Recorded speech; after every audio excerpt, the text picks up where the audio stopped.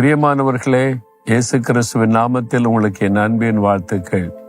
என்ன ஒரு மரத்துக்குள்ள ஒளிஞ்சிருக்கிற மாதிரி பேசுறீங்க அப்படின்னு பாக்குறீங்களா? இந்த மரம் பாருங்க, ஆல்மண்ட்ஸ். நம்ம பாதாம் பருப்பு நீ வாங்கி சாப்பிட்றோம் தெரியுமா கடைகள்ல? அந்த மரம் இது பார்க்கிற பாதாம் பருப்பு கிடைக்கிற அந்த மரம், அதனுடைய காய் இப்பொழுது நல்ல காய்த்திருக்கிறது. இந்த மரத்துல ஃபுல்லா இது ஒரு பெரிய தோட்டம்.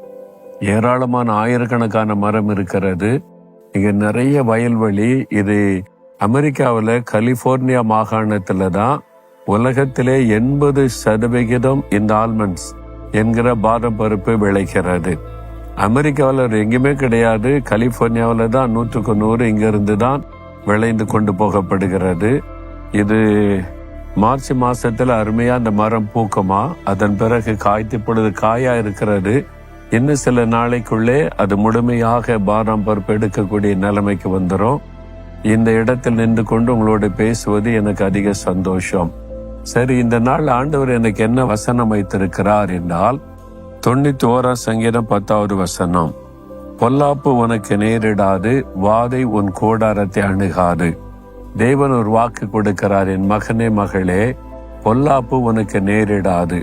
பொல்லாப்பு செய்கிற பிசாசானவன் நம்மை சுற்றி கொண்டே இருக்கிறான். நாம் தேவனுடைய பிள்ளைகளாக அவரை விசுவாசிப்பதினால் ஏதாவது ஒரு விதத்தில் பொல்லாப்பை செய்ய நம்முடைய வீட்டுக்குள்ளே நுழைகிறான், வேலை செய்கிற இடத்துல நுழைகிறான், அல்லது படிக்கிற இடத்துக்குள்ளே நுழைகிறான், பிசினஸ் செய்கிற இடத்துல நுழைகிறான், ஊழியத்துக்கு விரோதமா எழும்புகிறான். அந்த பொல்லாதனுடைய கிரியைகள் நம்மை சேதப்படுத்தாதபடிக்கு நம்மை வேலி அடைத்து பாதுகாக்கிற ஒரு தேவன் இருக்கிறார். ஆனால் தான் ஆண்டவர் சொல்றாரு, வாதை உன் கூடாரத்தை அணுகாது. நீ குடியிருக்கிற வீட்டை வாதைகள், கொள்ள நோய்களோ நோய் கிருமிகளோ அணுகாதுன்னு கர்த்தர் வாக்கு கொடுக்கிறார். நீங்க விசுவாசத்தோடு இந்த வசனத்தை சொல்லி ஸ்தோத்திரம் பண்ணாலே எந்த கொள்ள நோயும் வீட்டுக்குள்ளே வராது, எந்த பாதிப்பும் உங்க வீட்டுக்குள்ளே வராது, சத்துருடைய கிரியைகள் வீட்டுக்குள்ளே வராது. கர்த்தர் உங்களை பாதுகாப்பார். அதுதான் தேவனுடைய வாக்கு தத்துவம். வேத புஸ்தகத்தில் அதற்கு ஆதாரம் இருக்குதான்னு சொன்னா, யோபுடைய சரித்திரம் 1 வாசித்தீங்கன்னா, யோபுவையும் அவன் வீட்டையும் அவனுக்கு உண்டான சொத்துக்கள், மிருக ஜீவன்கள் எல்லாவற்றையும் ஆண்டவர் வேலி அடைத்து பாதுகாத்தார்.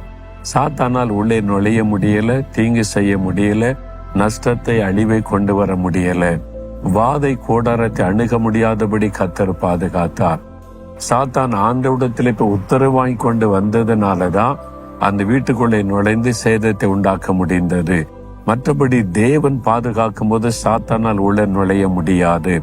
அதன் சோதனை காலத்திற்கு பிறகு யோபை கர்த்தர் மறுபடியும் பாதுகாத்து நடத்தினார்.